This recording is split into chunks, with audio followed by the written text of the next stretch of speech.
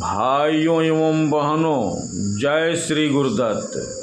आप सबका शाश्वत ज्ञान गिरनार से चैनल में स्वागत और अभिनंदन है। भाइयों बहनों, महाभारत काल के दौरान सत्राजित की समयांतक मणि ढूंढने के दौरान श्री कृष्ण एक गुफा में पहुँचे, जहाँ उन्होंने ऋक्षराज जामवंत को देखा। जामवंत के पास श्री कृष्ण की समयांतक मणि थी और जब उन्होंने उसे श्री कृष्ण को वापस देने से मना किया, तब दोनों के बीच भयानक युद्ध आरंभ हुआ। ये युद्ध 28 दिनों तक चलता रहा, किंतु दोनों के बीच हार जीत का निर्णय नहीं हुआ। तब जामवंत ने अपने आराध्य श्री राम का स्मरण किया तो उन्हें श्री कृष्ण में ही अपने परम श्री राम दिखाई दिए। इससे जामवंत को समझ आ गया कि श्री कृष्ण ही श्री राम के दूसरे रूप हैं। उन्होंने मणि श्री कृष्ण को दे दी और अपनी पुत्री जामवंती का विवाह भी श्री कृष्ण के साथ कर दिया। इन्हीं जामवंती के गर्भ से सांब का जन्म हुआ।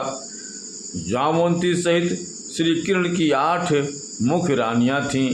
इसके अतिरिक्त उन्होंने नरकासुर के कारागार से छुड़ाई गई 16,100 कन्याओं से भी विवाह किया। सांब ने दुर्योधन की पुत्री लक्ष्मणा से विवाह किया और दुर्भाग्य वही संपूर्ण यदुवंश के नाश का कारण बने।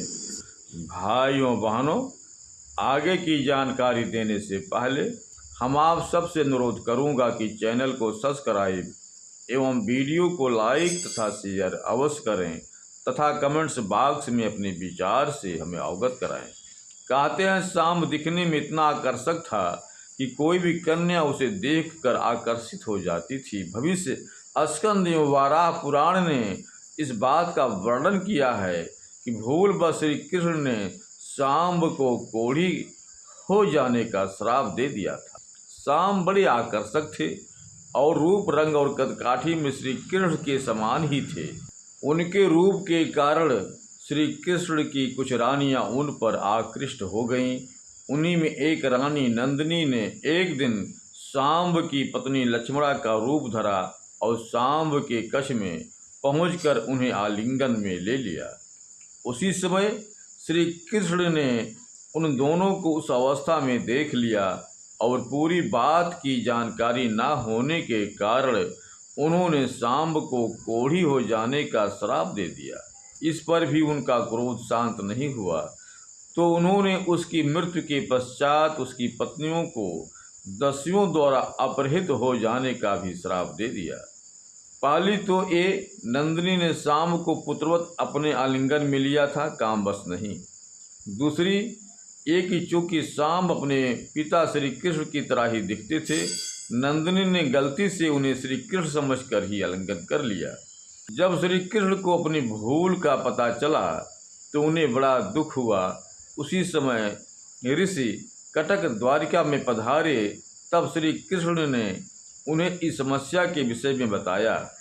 तब ऋषि कटक ने कुष्ठ रोग से मुक्त पाने के लिए सांब को सूर्य नारायण की साधना करने को कहा। तब चंद्रभागा नदी के किनारे सांब ने सूर्यदेव के प्रसिद्ध मंदिर बनवाया और 12 वर्षों तक उनकी घोर तपस्या की। इससे प्रसन्न होकर सूर्यदेव प्रकट हुए और सांब को चंद्रभागा नदी में स्नान करने को कहा। ऐसा कहते हैं कि सूर्यदेव की कृपा से सांब को श्राप से मुक्ति मिली। तब से चंद्रभागा नदी को कुष्ठ रोग से मुक्त प्रदान करने वाली नदी के रूप में जाना जाता है। ये प्रसिद्ध मंदिर वर्तमान के पाकिस्तान में मुल्तान शहर में स्थित है। प्राचीन काल में इस मंदिर की प्रसिद्धि बहुत अधिक थी। 641 ईस्वी में जब चीन दार्शनिक सुयांग जैंग इस स्थान पर आए तो उन्होंने लिखा कि मंदिर में स्थित सूर्यदेव की मूर्ति सोने की बनी हुई थी।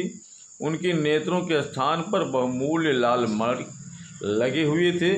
स्वर्ण और रजत से बने मंदिर के स्तंभों पर बहुमूल्य रत्न जड़े हुए थे। रोजाना काफ़ी संख्या में हिंदू धर्म के अनुयायी इस मंदिर में पूजा करने आते थे। बौद्ध भिक्षु के अनुसार उन्होंने यहाँ देवी दासियों को भी नृत्य करते देखा था। सूर्यदेव के अतिरिक्त यहाँ भगवान शिव और बुद्ध की प्रतिमाएं भी इस मंदिर में स्थापित थीं। फिर मुगल लुटेरे मोहम्मद कासिम ने सारे बहुमूल्य रत्न आभूषण लूट लिए।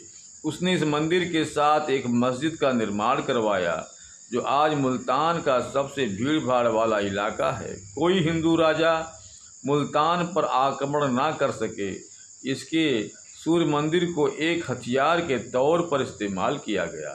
जब कोई भी हिंदू शासक मुल्तान की ओर आक्रमण करने बढ़ता था, कासिम उसे यह धमकी देता था कि अगर वह मुल्तान पर आक्रमण करते हैं तो वो सूर्य मंदिर को तबाह कर देगा। उसके बाद सन 1026 में एक और मुस्लिम लुटेरे मोहम्मद गजनवी ने हिंदुओं की आस्था की परवाह न करते हुए इस महान मंदिर को पूरी तरह तोड़ डाला। 18वीं शताब्दी में हिंदुओं ने इसे पुनः बनाने का प्रयास किया, किंतु फिर पाकिस्तान के अलग होते ही पुनः मुस्लिमों ने इसे तबाह कर डाला। आज आपको मुल्तान में इस महान मंदिर के केवल अवशेष ही दिखाई देंगे। भाइयों बहनों, अब हम अपने शब्दों को यहीं पर विराम दूंगा। पुनः मिलेंगे अगले वीडियो में। जय श्री गुरुदत्त, जय श्री गुरुदत्त।